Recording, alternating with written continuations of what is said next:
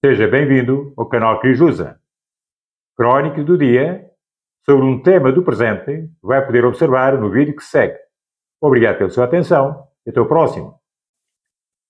O massacre de Munique, também conhecido como tragédia de Munique, foi um atentado terrorista ocorrido durante os Jogos Olímpicos de 1972 em Munique, Alemanha, quando, em 5 de setembro de 1972, 11 integrantes da equipa olímpica de Israel foram feitos reféns e assassinados pelo grupo terrorista palestino denominado Setembro Negro, sendo até hoje o maior atentado terrorista ocorrido no evento esportivo.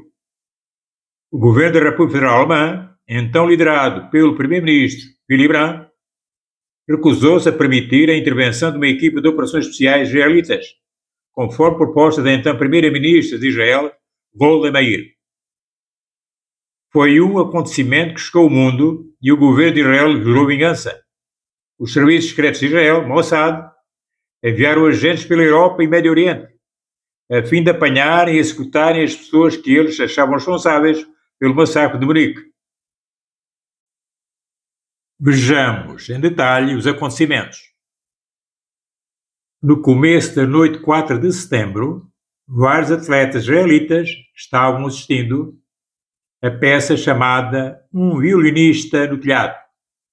Depois foram jantar antes de retornar para a Vila Olímpica. Às 4h30 da manhã, hora local, no dia 5 de setembro de 1972, enquanto os atletas dormiam, 8 terroristas palestinos integrantes da Organização Setembro Negro, uma facção da Organização para a Libertação da Palestina, OLP, escalaram as cercas de 2 metros da Vila Olímpica, carregando mochilas que continham espingardas, pistolas e granadas. Os terroristas haviam sido treinados no Líbano e na Líbia. Lá dentro, eles roubaram chaves e entraram nos 2 apartamentos ocupados pelos israelitas. Ao todo, os terroristas conseguiram fazer 9 reféns. Um dos membros da delegação israelita, o professor Shaul Ladani, havia ouvido o alvoroço e os tiros e pulou do balcão e chegou no dormitório americano e alertou-os do que estava acontecendo. Outros membros da delegação conseguiram fugir e muitos permaneceram escondidos. 2 mulheres atletas estavam no outro apartamento e por isso não correram perigo. Alguns outros atletas estavam noutras cidades. Os terroristas foram identificados como fedaíns palestinos, oriundos de campos de refugiados no Líbano, Síria e Jordânia. Usaram passaportes falsos. O sequestro imediatamente chamou a atenção dos meios de comunicação social internacional. Autoridades de Israel, Estados Unidos e até da Jordânia condenaram o atentado e pediram a libertação dos reféns. Os terroristas exigiram a libertação de 234 palestinos presos em Israel. Também pediram a libertação dos alemães Andreas Bader e Ulrich Meinhof, considerados terroristas e membros da facção do Exército Vermelho. O corpo de um dos reféns israelitas, Yivad Balas, foi jogado para fora para mostrar a determinação dos sequestradores. Os políticos israelenses ou israelitas afirmaram que não haveria negociações e não cederiam às exigências dos terroristas. Israel também pediu autorização ao governo alemão para enviar as suas forças especiais para a região, mas os alemães negaram devido à situação política interna.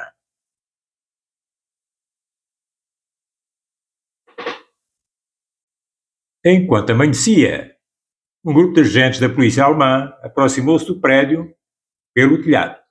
Contudo, todos os quartos tinham televisão e a luz não havia sido cortada, pelo que os palestinos viram através da TV a chegada dos polícias e exigiram a sua retirada, que foi prontamente atendida para evitar retaliações contra os reféns. Os negociadores então pediram para falar com alguns reféns. 2 dos reféns aproximaram-se da janela, mas com armas apontadas para eles. Não puderam esconder muita coisa. Podia observar-se, nesse momento, que alguns reféns haviam sofrido agressões físicas dentro do apartamento. Os terroristas então mudaram as suas exigências. passando a pedir um avião e 2 helicópteros. Depois exigiram um autocarro que os levasse até ao helicóptero. Um Boeing 727 foi então separado para os terroristas, como eles haviam exigido. A tripulação do avião, contudo, era formada por agentes alemães disfarçados. 2 terroristas iriam inspecionar o avião antes que o resto do seu grupo de reféns entrassem. O plano era pegar os 2 primeiros palestinos enquanto entravam no avião, com o restante grupo sendo abatido pelos atiradores de elite no lado de fora. No total, todos os 8 terroristas chegaram no aeroporto junto com 2 helicópteros cheios de reféns. Às 22h30 de 5 de setembro, os helicópteros pousaram no aeroporto local. 4 dos 6 terroristas presentes ficaram para trás, guardando reféns, enquanto 2 dos terroristas avançaram para inspecionar o avião cedido para a fuga pelas autoridades alemãs. Ao entrar no avião, eles viram que não havia tripulação e suspeitaram de uma emboscada. Os 2 terroristas correram de volta para os helicópteros, sem receber ordens. Um dos atiradores da polícia abriu fogo diversas vezes contra os 2 terroristas enquanto corriam, sendo um deles atingido. Os demais polícias na localidade então receberam ordens para atirar.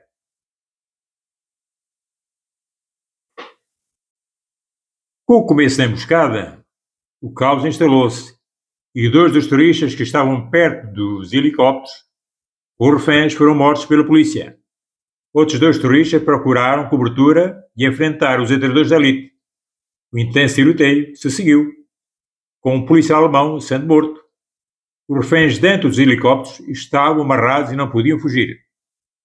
Quando o tiroteio se iniciou, os terroristas entraram em pânico.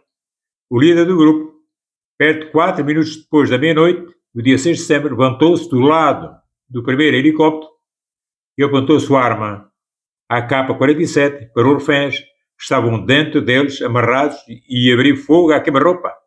Contra eles, 3 israelitas foram mortos na hora. Um 4º refém morreu momentos depois devido aos ferimentos. Um terrorista lançou uma granada contra o helicóptero, incinerando os corpos dos reféns a bordo. O segundo helicóptero foi encontrado a alguns metros ao lado, cheio de reféns mortos, baleados, vítimas de um dos terroristas palestinos que voltou para a sua arma contra 5 reféns e matou-os a sangue frio, levando cada um pelo menos 4 tiros. Um dos terroristas tentou escapar da área, mas encontrou mais polícias e morreu na troca de tiros. Outro terrorista morreu baleado enquanto tentava fugir. 3 outros terroristas palestinos decidiram se entregar. Um deles conseguiu fugir, mas foi encontrado pela polícia nas suas cidades e então foi morto numa troca de tiros. À 1h30 da madrugada de 6 de setembro, um pouco mais de 24 horas depois do começo da crise, tudo estava terminado. O saldo do massacre foi alto. Um total de 5 terroristas foram mortos, outros 3 foram capturados. Cerca de 11 reféns e um policial alemão também perderam a vida. Apesar da resistência inicial, o comitê organizador das Olimpíadas decidiu suspender os Jogos. Uma cerimónia foi feita no Estádio Olímpico de Munique, onde 80.000 espectadores e 3.000 atletas compareceram. Autoridades de vários países pelo mundo condenaram os atentados. Outro atentado. Perto de 2 meses depois deste atentado, o voo 615 da Lufthansa foi sequestrado por terroristas palestinos simpatizantes do movimento Sangue Negro. Eles exigiram a libertação dos 3 membros terroristas presos após o massacre de Munique. O governo alemão atendeu este pedido, apesar de veementes protestos das autoridades israelitas. Os 3 terroristas foram então para a Líbia, onde foram recebidos como heróis. Então, sob ordem da primeira-ministra israelita, Golda Meir, os 3 terroristas sobreviventes passaram a ser perseguidos pela Mossad e crê-se que 2 deles foram assassinados. O 3º terrorista e mentor do massacre conseguiu sobreviver a um atentado contra a sua vida em 1981, na cidade de Varsóvia, mas faleceu no dia 3 de julho de 2010, em Damasco, capital da Síria, de falência renal. Outra resposta aos atentados foi o bombardeio aéreo, feito pela aviação militar israelita contra posições de grupos palestinos na Síria e no Líbano, apenas 2 dias após o massacre. Décadas mais tarde, os descendentes das vítimas receberam indemnizações pelo governo alemão, que chegaram a 3 milhões de euros.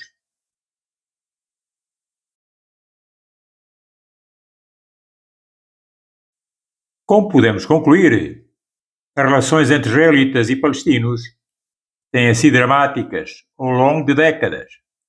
Mudaram as vias, mas o problema mantém-se, apesar dos esforços feitos por mediadores.